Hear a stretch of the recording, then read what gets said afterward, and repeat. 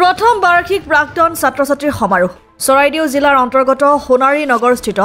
এক শিক্ষা অনুষ্ঠানৰ প্ৰথম বাৰ্ষিক প্ৰাক্তন ছাত্ৰ-ছাত্ৰী সমাৰোহ উদযাপন কৰে বিদ্যালয়খনৰ একালৰ প্ৰাক্তন ছাত্ৰ-ছাত্ৰীসকলে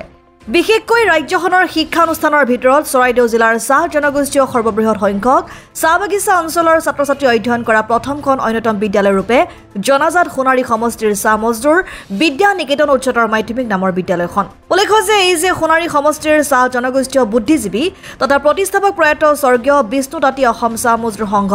সোণাৰী শাখাৰ সাধাৰণ সম্পাদক প্ৰতিষ্ঠাপক প্ৰকাশ নাগকে ধৰি বহু কেইজন চাহ জনগোষ্ঠীয় লোকৰ প্ৰচেষ্টাত 1991 চনত স্থাপন কৰা সুদীৰ্ঘ 33টা বছৰ পিছত বিদ্যালয়ত এনেধৰণৰ ব্যতিক্ৰমী অনুষ্ঠান অনুষ্ঠিত কৰে প্ৰাক্তন ছাত্ৰ-ছাত্ৰীসকলে দিনজোৰা এক বিশেষ কাৰ্যসূচীৰে পুৱা বিদ্যালয়ৰ পতাকা উত্তোলন কৰে বিদ্যালয়ৰ প্ৰধান শিক্ষক বিমল তেলী বন্তি প্ৰজ্বলন কৰে উদযাপন সমিতিৰ কাৰ্যকৰী সম্পাদক অনিল সোনাই ইয়াৰ পিছতে বিভিন্ন সাংস্কৃতিক অনুষ্ঠানৰ লগত বিয়লি ভাগত চাহ মজদুৰ সংঘ সোণাৰী শাখাৰ সম্পাদক প্ৰকাশ নাগৰ সভাপতিত্বত মুকলি সভা অনুষ্ঠিত হয় এই সভাত সোণাৰী অঞ্চলৰ বিশিষ্ট অতিথি উপস্থিত থকাৰ লগতে বিদ্যালয়ৰ প্ৰধান শিক্ষক বিমল তেলী সোণাৰী ভাগৱতী প্ৰসাদ বৰুৱা উচ্চতৰ মাধ্যমিক বিদ্যালয়ৰ প্ৰধান ভক্ত বাহাদুৰ নেৱাৰকে ধৰি বহু বিশিষ্ট অতিথি শিক্ষক শিক্ষয়িত্ৰী উপস্থিত থাকে আজি আমাৰ প্ৰাক্তন ছাত্ৰ-ছাত্ৰীৰ সমাৰোহ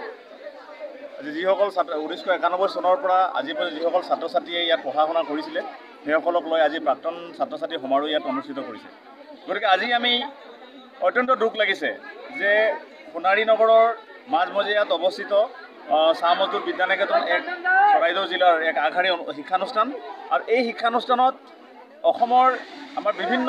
আমাৰ যি চাহ জনগোষ্ঠীৰ ছাত্ৰ-ছাত্ৰীৰ লগতে বিভিন্ন জনগোষ্ঠীৰ ছাত্ৰ-ছাত্ৰীয়ে শিক্ষা গ্ৰহণ কৰে আৰু 1991 চনত প্ৰতিষ্ঠিত এই শিক্ষানুষ্ঠানে বৰ্তমানলৈকে অসমৰ শিক্ষাত এক বিশেষ অৰিহণা যোগাইছে কিন্তু দুখৰ বিষয় যে আজি এই সোণাৰীৰ মাজমজিয়াত থকা এই শিক্ষানুষ্ঠান আজিও বেচৰকাৰী হিচাপে আছে আজিলৈকে চৰকাৰীকৰণ নহ'ল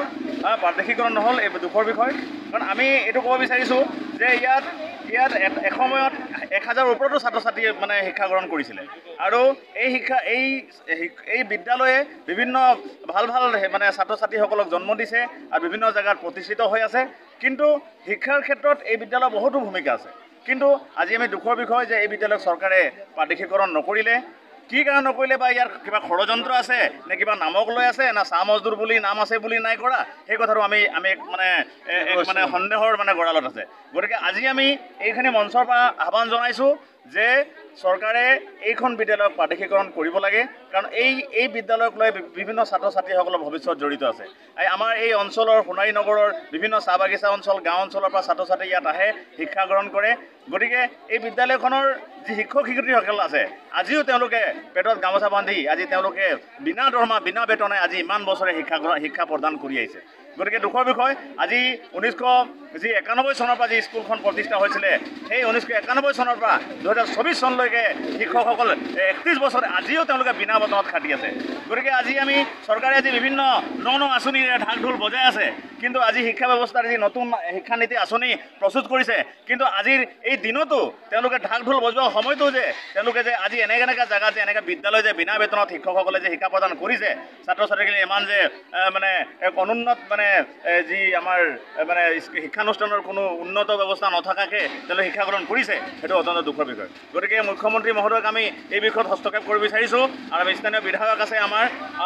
সোণাৰী সমষ্টি তেওঁলোকেও হস্তক্ষেপ কৰি আজি এই বিদ্যালয়খনৰ আগন্তুক দিনত যাতে প্ৰাদেশিকৰণৰ ব্যৱস্থা কিবা এটা কৰে তাৰ কাৰণে আমি চৰকাৰক আহ্বান জনাইছোঁ ধন্যবাদ মথুৰাপুৰৰ পৰা ইছলাম আহমেদৰ ৰিপৰ্ট অসম আদিত্য।